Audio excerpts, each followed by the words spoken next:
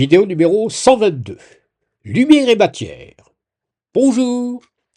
C'est le titre d'un ouvrage très connu de Feynman, que je n'ai jamais lu car je pensais que la mécanique quantique n'est pas au point. Il semble que Feynman ait opté pour une conception purement corpusculaire du photon, tout en maintenant l'aspect probabiliste de la théorie. N'est-ce pas contradictoire? Comment peut-on s'en présenter la chose? Est-ce au-delà de nos capacités?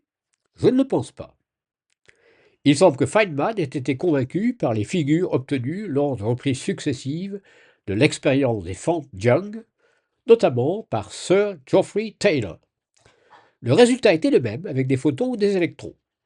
Et tout se passait comme si la particule choisit au dernier moment une position d'atterrissage parmi un grand nombre possible. D'autre part, il semble qu'aujourd'hui la représentation du photon par une sphérule d'énergie localisée n'est plus à l'ordre du jour. Bien pire, il n'y a pas de représentation officielle du corpuscule photon et son extension spatiale est un problème. Et si le photon était une sorte d'oursin lumineux? On peut même imaginer qu'il évolue dans plus de 3 dimensions, alors que les extrémités des épines ou pseudopodes sont en dimension 3, ou sont réalisées en dimension 3 de façon intermittente. Son effet à l'arrivée résulterait du contact de la matière avec 1 à 3 pseudopodes, suivi d'un rebond. Le choix du ou des pseudopodes de contact serait l'aspect aléatoire, l'aléa venant d'une instabilité de rotation due aux vibrations incessantes du corpuscule. Ce n'est bien sûr qu'une image naïve, pour faire comprendre que le problème de la forme peut avoir des solutions très variées. Une autre question est celui du rapport entre lumière et matière. Dans le monde actuel, toute lumière est en fait une radiation d'origine matérielle. La matière peut émettre des photons, mais on ne voit jamais des photons se rassembler pour créer de la matière. La matière est-elle capable d'absorber des photons?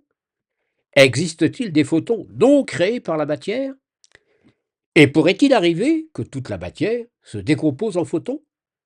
Cela semble impensable, puisque les photons n'ont pas de masse. On nous dit que juste après le Big Bang, il n'y avait que des photons, qui auraient, par un processus mystérieux, créé des paires particules-antiparticules. Cela pourrait se concevoir, à la rigueur, si les antiparticules avaient des masses négatives.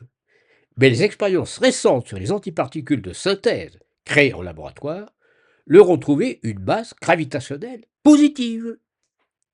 Comment une masse peut-elle émerger d'une absence de masse? Conclusion. Le corpuscule photon, en supposant qu'il existe, nous cache encore bien des choses. Et Louis de Broglie a eu raison de recommander, il y a plus d'un demi-siècle, qu'on approfondisse son étude en priorité.